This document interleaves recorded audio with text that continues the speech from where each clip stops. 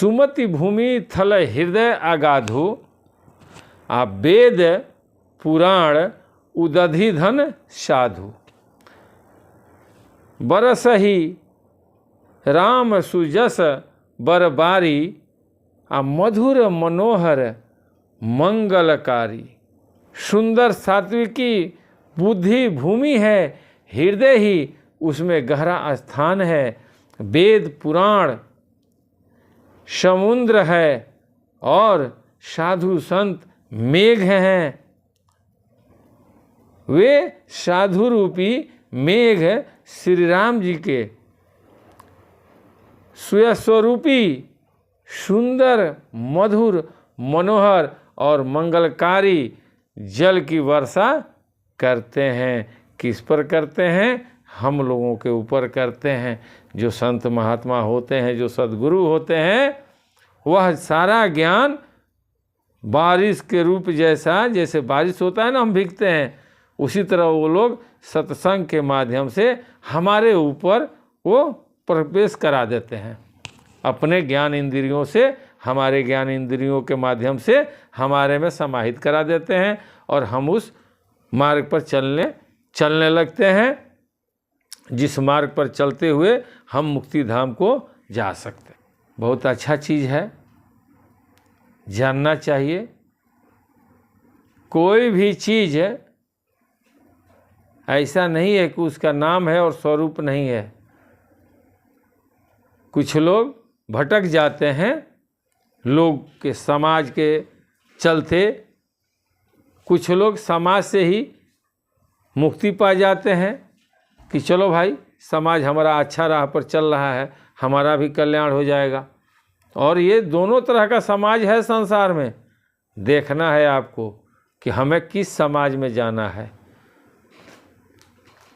क्षणिक सुख वाले में जाना है आकि लंबा सुख में जाना है।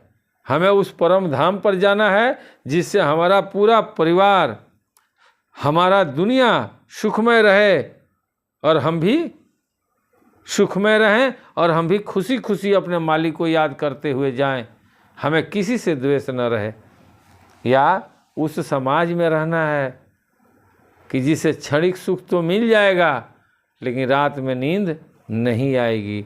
जब विचार करेंगे तो पता चलेगा कि अरे नहीं, हम तो भटक गए, नहीं ये नहीं वो सही है, वो नहीं वो सही है। तो वही हाल होगा कि दुविधा में दोनों गई, माया मिली न राम। ये विचार सबको करना है, भक्त लोगों को करना पड़ता है।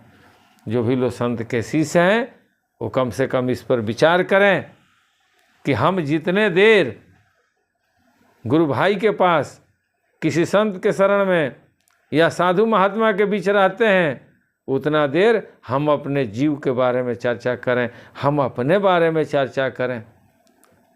या ना कि हम दुनिया के बारे में चर्चा करें। दुनिया खुशहाल है तो आप खुशहाल हैं, पैसा आपको भूख लगेगा ना तो पैसा आपको चाहिए। आजकल कोई फ्री में नहीं भोजन देगा। सेम उसी तरह से ये जो प्राकृतिक जो हमारा शरीर बनाई है, इसमें जो जीवात्मा वास किया है, वो कहती है कि आप भक्ति करोगे तो आपकी जीवात्मा को भोजन मिलेगा। अगर आप भक्ति नहीं करोगे तो आपके शरीर को भोजन मिलेगा लेकिन आपकी जीवात्मा जागरूक नहीं होगी। और शरीर जागरूक होकर ही क्या कर लेगा? कहे हैं ना कि मोल करो तलवार की, पड़ी रहे जो म्यान। तो जो अंदर है उसके बारे में सोचिए। जो बाहर है, ये शरीर बाहरी चीज है। जब इसकी सुख की प्राप्ति होगी ना तो आत्मा बहुत दुखी होगा। हाँ, जब आत्मा को सुख देंगे मालिक के कृपा से, भजन के माध्यम से, साधु महात्माओं से जब सुनेंगे चर्चा, उस माध्यम से जब इसको आत्मा को जब खुश करेंगे तो वह आत्मा हमारे शरीर को भी पुलकित रखेंगे। ये सत्य है। पेड़ आप लोग देखे होंगे, शीशों का पेड़ जल्दी नहीं ढहता है। क्यों? इसलिए नहीं गिरता है ना, उसकी दाढ़ी टूटती है जल्दी। क्यों? इतना मोटा भी होगा ना तो बीच में इतना मोटा उसमें काला पक जाता है। वो कोई भी पेड़ में आप देखे होंगे कि बीच में काला हो जाता है या लाल हो जाता है। वो क्या है? वो क्या संकेत करता है? कि वही उसका प्राण है।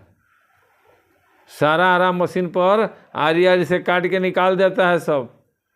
नहीं काटते हैं तो बाद में उसमें दिया का लग जाएगा, लेकिन वो जो काला वाला रहता है उसमें आप लोग कहीं दिया का दिखा दीजिए। तो वो चीज़ है आत्मा। आत्मा को जब पावर मिलेगा ना तो जैसे पेड़ धीरे धीरे धीरे धीरे धीरे धीरे अपने रूप में आ जाता है, उसी तरह से हमारी जीवात्मा धीरे धीरे धीरे धीरे भक्ति से योग युक्ति द्वारा जीवात्मा जब पावर में आएगी ना तो यह संसार क्या है भाई।